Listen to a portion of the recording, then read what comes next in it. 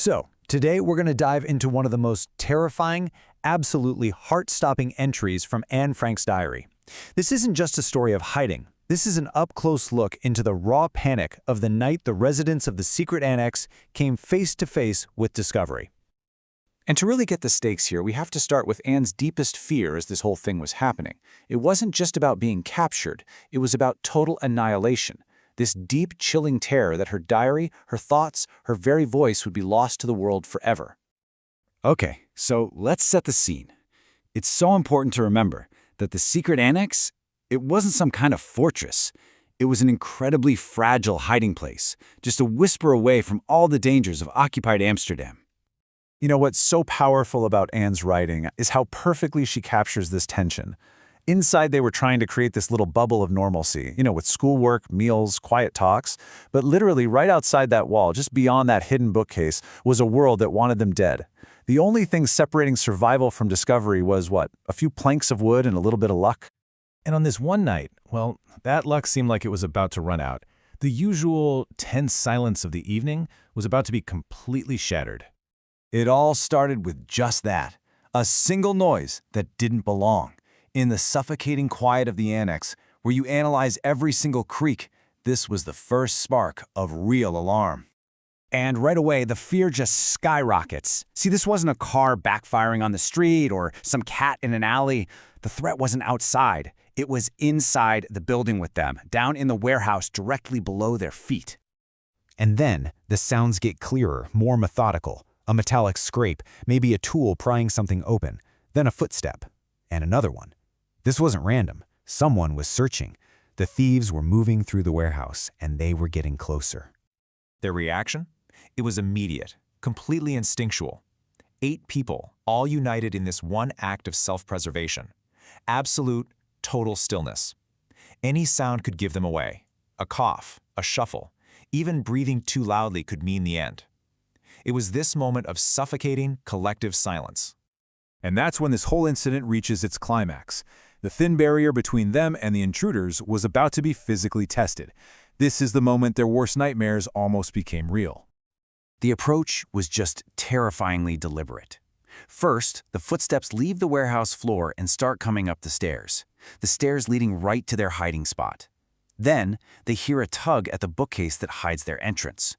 And finally, the door itself, their only protection, shudders. Someone was trying to get in. They were right there. In that moment, there wasn't a doubt in their minds. This was it. The search had led the intruders to their exact spot. For them, the game was up. Discovery wasn't a possibility anymore. It felt like a certainty. Just imagine that feeling. The adrenaline, that certainty of doom, the silent goodbyes. In that moment, with everything hanging in the balance, what happens next? And then, just like that, it was over. Not because of anything they did, but because of pure dumb luck. A random noise from the street startles the burglars, and they bolt. The pressure on the door stops, the footsteps disappear, they were saved by a complete fluke. But the story doesn't stop when the burglars leave. Actually, in a way, the most profound part was just beginning. The physical danger was gone, but the psychological impact, that was going to haunt them.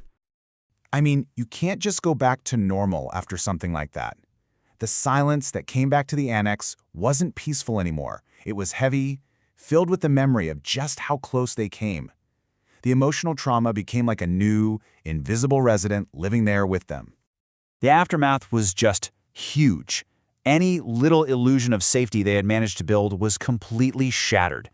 From that point on, every creak of the floorboards, every gust of wind became a potential threat, a signal of discovery. Their hiding place was no longer a sanctuary. The annex basically transformed into what you can only call a psychological pressure chamber. The very place that was supposed to protect them became a source of constant, intense anxiety. The walls that hid them also trapped them with their fear.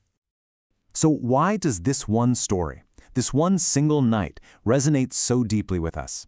Well, it all comes down to the person who was writing it all down. It's about Anne's raw, unfiltered honesty in the face of absolute terror. And this, right here, is what makes her diary so incredibly powerful. Anne Frank doesn't try to paint herself as some fearless hero. She writes about being terrified. She admits to trembling, to imagining the absolute worst. She gives us this raw human account of fear, and that in itself is an unbelievable act of bravery. By refusing to hide how vulnerable she felt, Anne gives a voice to what it's really like to live on a razor's edge. Her honesty makes the history real. It transforms faceless victims into a teenage girl trembling in the dark, just so afraid that her words would be lost forever. And that leaves us with this question, doesn't it? Anne's story forces us to completely rethink our definition of courage. Maybe true bravery isn't the absence of fear at all. Maybe it's the ability to face it, to document it, and to honestly say, I am afraid, and in doing so give a voice to millions who are silenced. It's a question that really stays with you, long after you close the book.